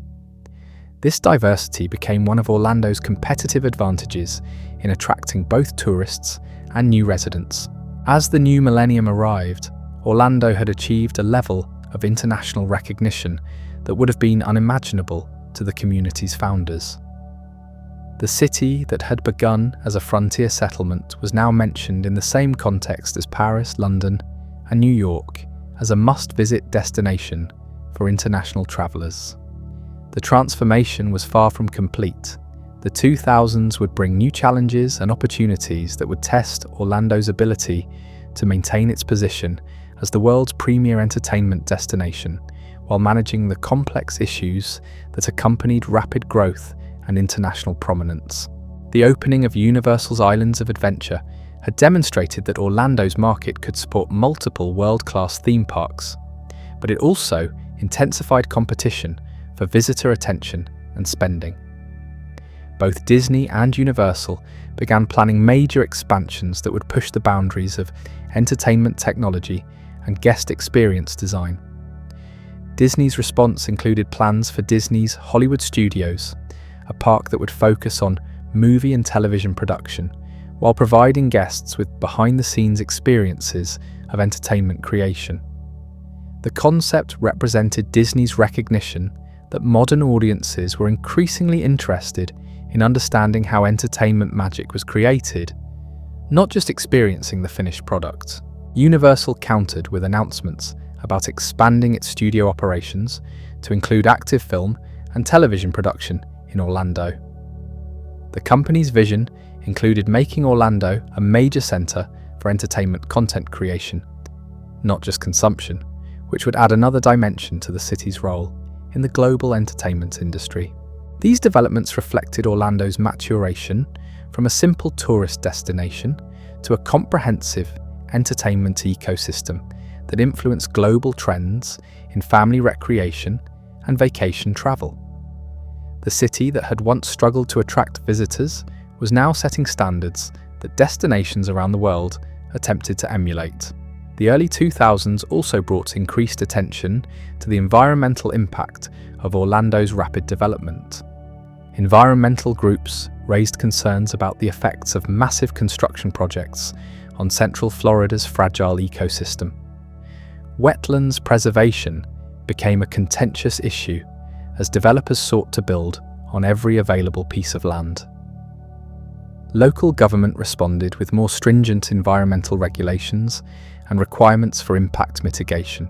Theme parks and hotels began implementing conservation programs that reduced water and energy consumption while maintaining the high-quality experiences visitors expected. These initiatives demonstrated that environmental responsibility and entertainment excellence could coexist successfully. The terrorist attacks of September 11th had created lasting changes in how Americans thought about travel and security. Orlando's tourism industry adapted by implementing comprehensive security measures that protected visitors while maintaining the open, welcoming atmosphere that had always characterized the destination. Theme parks invested heavily in advanced security technologies that could screen large numbers of guests quickly and efficiently. Hotels enhanced their security protocols while training staff to maintain the friendly service standards that guests expected. These adaptations became models for tourism destinations worldwide facing similar security challenges. The economic recovery that followed the September 11th attacks brought renewed growth to Orlando's tourism industry. New hotels, restaurants, and attractions opened regularly as developers recognized that Orlando's fundamental appeal remained strong despite temporary setbacks. The city's ability to recover quickly from crisis reinforced its reputation as a resilient and dynamic destination. International tourism rebounded even more strongly than domestic travel, as Orlando's global marketing efforts attracted visitors from emerging markets in Asia and Latin America. These new visitor segments brought different expectations and preferences that encouraged further diversification in Orlando's entertainment offerings. The mid-2000s brought announcements that would reshape Orlando's entertainment landscape once again. Universal Studios revealed plans for the Wizarding World of Harry Potter, an immersive themed land that would recreate the magical world of the popular book and film series with unprecedented attention to detail and authenticity. The Harry Potter project represented a new approach to theme park development that emphasized complete immersion in fictional worlds rather than individual attractions. Every element of the experience, from architecture to food and beverage offerings, would be designed to transport guests into the story they were experiencing. Disney responded with its own immersive environment projects, including expansions to existing parks and entirely new entertainment concepts that would maintain the company's competitive position. The rivalry between major entertainment companies was driving innovation at a pace that continuously raised standards for visitor experiences. These developments were taking place against the backdrop of Orlando's continued growth as a major metropolitan area. The city's population had surpassed 200,000, while the greater Orlando metropolitan area was approaching 2 million residents. This growth created both opportunities and challenges as Orlando worked to maintain its identity as an entertainment destination while serving the needs of a large residential population. The complexity of managing a major metropolitan area while maintaining world-class tourism facilities required increasingly sophisticated planning and coordination among multiple government agencies and private organizations. Orlando's success in meeting these challenges would determine whether the city could sustain its position as the global capital of family entertainment. As the 2000s progressed, Orlando was preparing for its next major transformation. The entertainment innovations being planned would establish new standards for immersive experiences, while demonstrating that the city's capacity for reinvention remained as strong as ever. The community that had evolved from cattle ranches to citrus groves to theme parks was ready to write the next chapter in its remarkable story of continuous adaptation and growth. The economic recession that began in 2008 presented Orlando with perhaps its most severe challenge since the Great Freeze of 1895. The global financial crisis triggered a dramatic decline in discretionary spending, and vacation travel was among the first expenses that families eliminated from their budgets. For months, Orlando's theme parks operated with significantly reduced attendance, while hotels throughout the region struggled with occupancy rates that plummeted to levels not seen since the immediate aftermath of September 11th.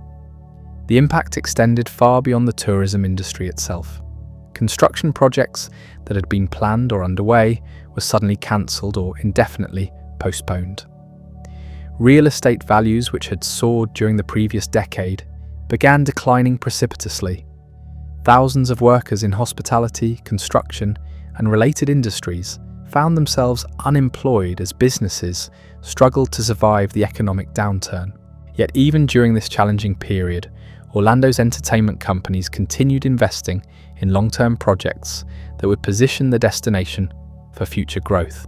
Disney pressed ahead with the development of new attractions and resort facilities, recognizing that the recession would eventually end and that visitors would return seeking new experiences.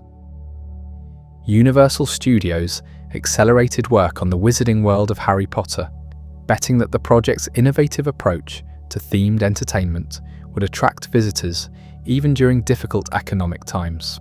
The Wizarding World of Harry Potter opened in June 2010 at Universal's Islands of Adventure, and its impact on Orlando's tourism industry was immediate and dramatic. The attraction's unprecedented attention to detail and authentic recreation of locations from the popular films created visitor experiences that exceeded even the most optimistic expectations. Guests could explore Hogwarts Castle, shop for magical supplies in Diagon Alley, and drink butterbeer while wandering through Hogsmeade Village. The success of the Harry Potter attraction demonstrated that Orlando's market was ready for entertainment experiences that pushed far beyond traditional theme park concepts. Visitors were willing to wait in lengthy lines and pay premium prices for access to immersive environments that made them feel like participants in beloved stories rather than passive observers of mechanical rides. Disney's response to Universal's Harry Potter success came in the form of major expansions to existing parks and the development of entirely new entertainment concepts. The company announced plans for Avatar-themed lands, Star Wars experiences, and Toy Story attractions that would apply similar immersive design principles to Disney's own popular entertainment properties. This competitive dynamic was driving innovation throughout Orlando's entertainment industry at an unprecedented pace. Smaller attractions and dinner theatres found themselves needing to enhance their offerings to maintain relevance in a market where visitor expectations had been dramatically elevated. The result was a continuous cycle of improvement and innovation that benefited all visitors to the destination. The early 2000s also brought significant changes to Orlando's transportation infrastructure, as the city worked to accommodate growing numbers of visitors while managing traffic congestion that had become a serious quality of life issue for residents. New highway connections were constructed to provide alternative routes to major attractions. The expansion of Orlando International Airport continued as the facility prepared to handle passenger volumes that would eventually exceed 50 million annually. Perhaps most significantly, planning began for what would become the Sunrail commuter rail system, designed to connect Orlando's downtown area with surrounding communities and employment centres. The project represented a major investment in public transportation that reflected Orlando's evolution from a tourism-dependent economy to a more diversified metropolitan area. The success of immersive themed entertainment was also attracting attention from entertainment companies beyond the traditional theme park industry. Video game companies began exploring opportunities to create physical experiences based on popular gaming properties. Film studios considered developing attractions that would complement their movie releases. Television networks investigated possibilities for themed restaurants and entertainment venues. This convergence of different entertainment industries in Orlando created opportunities for innovation and cross-pollination of ideas that had never existed before. The city was becoming not just a destination for consuming entertainment, but a laboratory for developing new forms of experiential storytelling and interactive technology. The mid-2000s brought announcements of several major projects that would further transform Orlando's entertainment landscape. Disney revealed plans for Pandora, the world of Avatar at Animal Kingdom, an immersive environment that would recreate the alien world from James Cameron's blockbuster film using cutting-edge technology and innovative design techniques. Universal Studios announced its own major expansion with the addition of Volcano Bay, a water theme park that would apply the company's immersive storytelling approach to aquatic recreation. The project represented Universal's recognition that Orlando visitors were seeking diverse entertainment experiences that extended beyond traditional theme park attractions. These developments were taking place against the backdrop of Orlando's continued growth as a major metropolitan area and business center. The city was attracting corporate headquarters, technology companies, and creative industries that were drawn by the concentration of entertainment, expertise, and the high quality of life that the destination offered its residents. The presence of these diverse industries was creating a more stable and resilient local economy that was less dependent on tourism than in previous decades. While entertainment remained the primary economic driver, Orlando was developing the kind of economic diversity that could sustain growth even during periodic downturns in leisure travel. International tourism continued expanding throughout the 2010s as Orlando's reputation spread to new markets around the world. Visitors from China, India, and other rapidly growing economies began arriving in significant numbers, attracted by the destination's reputation for innovative entertainment and family-friendly experiences. This international growth required continued adaptation from Orlando's tourism industry as businesses learned to serve customers with diverse cultural backgrounds and expectations. Hotels began offering services tailored to specific international markets, while restaurants expanded their menus to accommodate varied dietary preferences and restrictions. The cultural diversity that international tourism brought to Orlando also influenced the city's residential character. Neighborhoods developed that reflected the backgrounds of workers who had come from around the world to participate in the entertainment industry. This cosmopolitan atmosphere became one of Orlando's distinguishing characteristics and competitive advantages. Technology began playing an increasingly important role in Orlando's entertainment offerings during this period. Theme parks implemented mobile applications that allowed guests to plan their visits, make reservations, and navigate attractions more efficiently. Virtual reality and augmented reality technologies were incorporated into attractions to create more immersive and personalized experiences. These technological innovations were often developed in Orlando before being deployed at entertainment venues around the world. The city's concentration of entertainment companies and creative talent made it a natural laboratory for experimenting with new approaches to guest experience and attraction design. The opening of Pandora, the world of Avatar, in 2017 demonstrated Disney's continued ability to create immersive environments that transported guests to completely realized fictional worlds. The land's bioluminescent plants, floating mountains, and interactive attractions established new standards for themed entertainment while showcasing technologies that had never been used in theme park applications. Universal's Volcano Bay, which opened the same year, applied similar immersive design principles to water park recreation. The park's tropical island theme was supported by elaborate storytelling elements and innovative ride technologies that elevated water-based attractions to new levels of sophistication and excitement. The success of these major projects confirmed that Orlando's market could continue supporting ambitious entertainment developments. Even as the destination matured, visitors were demonstrating their willingness to return repeatedly to experience new attractions and environments, providing the economic foundation for continued investment and innovation. As the 2000s progressed, Orlando was also becoming recognized as a center for entertainment, industry, education, and training. Universities and technical schools developed programs designed to prepare students for careers in theme park design, hospitality management, and entertainment technology. These educational initiatives ensured that Orlando would continue having access to the skilled workforce needed to maintain its position as the global leader in experiential entertainment. The city's entertainment companies began partnering with educational institutions to create research and development programs that would drive future innovations in attraction design and guest experience.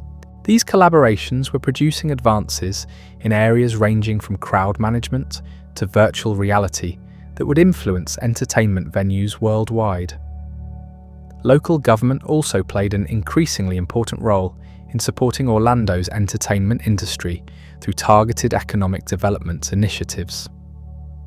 Tax incentives were offered to companies developing innovative attractions or technologies. Infrastructure investments were prioritized to support tourism growth while improving quality of life for residents. The late 2010s brought announcements of several projects that would push Orlando's entertainment offerings into entirely new territories. Disney revealed plans for Star Wars, Galaxy's Edge, an immersive themed land that would allow guests to pilot the Millennium Falcon, build their own lightsabers, and participate in the ongoing conflict between the Resistance and the First Order. Universal Studios countered with announcements about additional Harry Potter experiences and entirely new themed lands based on popular entertainment properties. The company was also exploring opportunities to expand beyond traditional theme park formats into new types of entertainment experiences. These developments reflected the continuing evolution of Orlando's entertainment industry as companies pushed the boundaries of what was possible in themed entertainment. The city that had begun with a single theme park was becoming home to entertainment experiences that defied easy categorization and set new standards for immersive storytelling. The success of Orlando's entertainment industry was also attracting investment from international companies seeking to participate in the global expansion of themed entertainment. Foreign investors were purchasing existing attractions and developing new properties that would cater to the growing international visitor market. This international investment was creating new opportunities for cultural exchange and innovation as companies from different countries brought their own perspectives and approaches to entertainment development. The result was an increasingly diverse and sophisticated entertainment ecosystem that reflected Orlando's position as a truly global destination. As Orlando approached its 150th anniversary as an incorporated city, the community had achieved a transformation that exceeded even the most ambitious predictions from the early Disney era. The agricultural town that had struggled through freezes, depressions, and wars had become the undisputed global capital of family entertainment, attracting more than 75 million visitors annually from every corner of the world. Yet Orlando's story was far from complete. Plans were already underway for developments that would establish new standards for immersive entertainment while addressing the complex challenges of managing one of the world's most popular tourist destinations. The city that had reinvented itself so many times throughout its history was preparing for its next great transformation, one that would determine its role in the future of global entertainment and tourism. The resilience, adaptability, and vision that had sustained Orlando through every previous challenge remained as strong as ever. The community that had grown from a frontier settlement to an international destination was ready to write the next chapter in its remarkable story of continuous evolution and achievement. Its remarkable story of continuous evolution and achievement. As we reach the end of our journey through Orlando's extraordinary transformation, it's remarkable to consider just how far this community has travelled from its humble beginnings. We started with Native American settlements along pristine lake shores, followed the struggles of pioneer families carving homesteads from wilderness, witnessed the rise and fall of the citrus empire, and watched a sleepy agricultural town evolve into the entertainment capital of the world.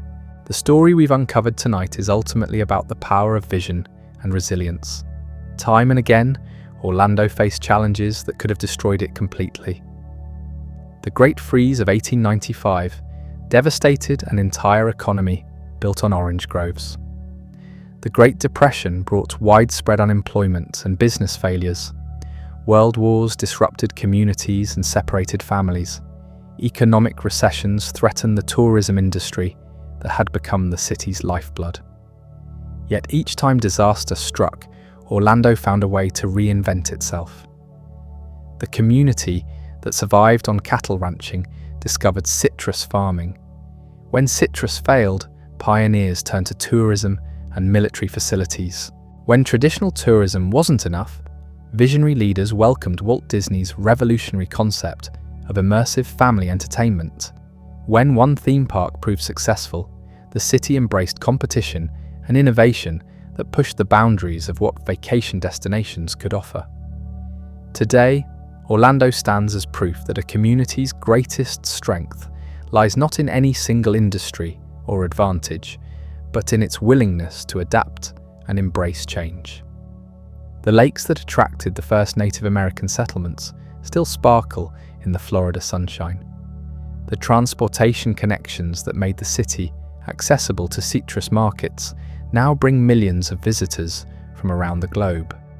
The spirit of innovation that built the first theme parks continues to drive developments that amaze and delight families from every corner of the world. Looking back over more than 150 years of continuous transformation, we can see that Orlando's remarkable journey is far from over. New technologies, changing visitor expectations, and global economic shifts will undoubtedly bring fresh challenges and opportunities in the years ahead. But if history has taught us anything, it's that this community possesses an almost magical ability to reinvent itself while maintaining the essential character that makes it special. The next time you find yourself walking through downtown Orlando, surrounded by gleaming skyscrapers and streams of international tourists, take a moment to imagine the layers of history beneath your feet. Remember the Timucua villages, the pioneer homesteads, the orange groves, and all the dreamers who contributed to creating something truly extraordinary. Their legacy lives on in every family vacation, every moment of wonder, and every memory made in the city that transformed itself from citrus groves into the undisputed capital of global tourism.